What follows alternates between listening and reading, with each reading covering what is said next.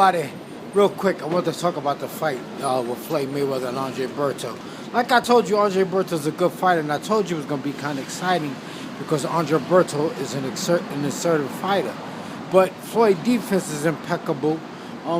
The guy can fight, man. He has good defense. He has good ring generalship.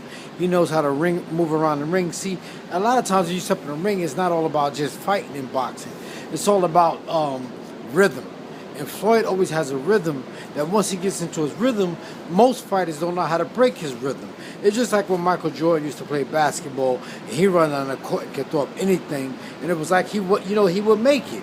And because he was in a rhythm, and a lot of guys don't know how to break Floyd Mayweather's rhythm. They let him get in that rhythm, and they can't break it. And this is why guys are so frustrated. Another thing about Floyd Mayweather that I like is that he lives like a boxer. He was just like Bernard Hopkins. They live like boxers. They don't have to fight the scale and then fight the opponent. And a lot of times what happens is guys will fight, and then they get out of shape, and then they got to get back in shape to fight. And that was one of Miguel Cotto's biggest problems. He was always fighting the scale first. And this is why he moved up from 135 from 140 to 147 and now in the middleweight. You know, what was he, light welterweight? I mean, he was a super welterweight, 154. And then from what I understand, he's a middleweight. And a lot of guys just don't live like boxers. And they think just because they're good one night, they're going to be good every night. It's just like Mike Tyson. Mike Tyson was a great fighter, but he didn't live like a boxer.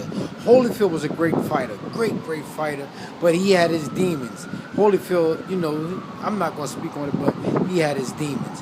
All fighters have their demons, and then they take their demons into the ring with them. And the thing I like about Floyd Mayweather, like I said, is you know, he's a fighter. He lives like a fighter. He lives like a boxing lifestyle, and he don't have these other demons that his father had and his uncle had. His uncle and father were great fighters, but they had demons. And Floyd don't have these demons that he take into the ring with him. And that's just why nobody can beat him. It's real simple.